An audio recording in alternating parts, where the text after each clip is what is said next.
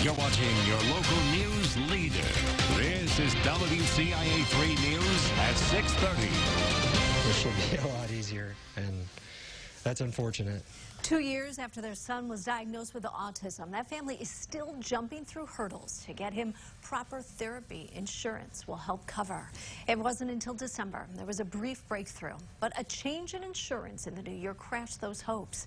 Target 3 investigative reporter Renee Cooper is with us now. So, Renee, what's the holdup?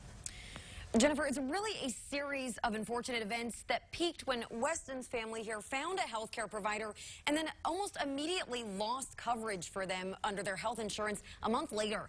But this story goes beyond any one insurance company, revealing blockades built into the law and a health care desert in eastern central Illinois.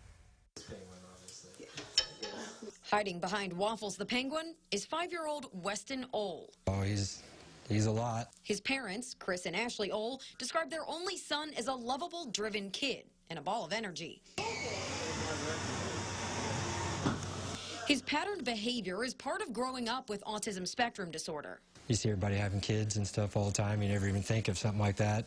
The diagnosis came when Weston was 3. Fast forward through almost 2 years of figuring out how to best care for Weston, and the Ohl's insurance finally approved him for an in-home applied behavior analyst therapist, or ABA. Basically, it's just everyday therapy, several hours a day. Just kind of like intervene and let us know that there's a lot of other people like us too, so that helps. Just 30 days later, that safety net came crashing down when Ashley's employer switched their health insurance from United Healthcare to Blue Cross Blue Shield. And we never seen it coming. Chris said they were looking at upwards of $3,000 a week to keep his therapist at an out-of-network rate. So they had no choice but to abruptly halt his therapy February 1. That was a bad day. It almost seemed like everything was just going out the window that we had worked on. Holes in the drywall made by Weston's fists and his head quickly became physical reminders of the importance of that therapy. Everyone preached you need ABA therapy, and we're just like, we're trying. So it was a little exhausting.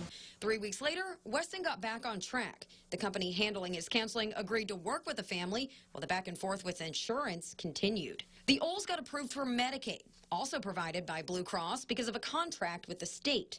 Flip through the booklet and you'll find Weston's therapy should be covered. The catch is his provider wouldn't accept it. It's really hard to find that precise care in our area, and there's no arguing that for sure. This printed provider directory for the family's primary plan lists about 500 ABAs within 100 miles of the Ohls.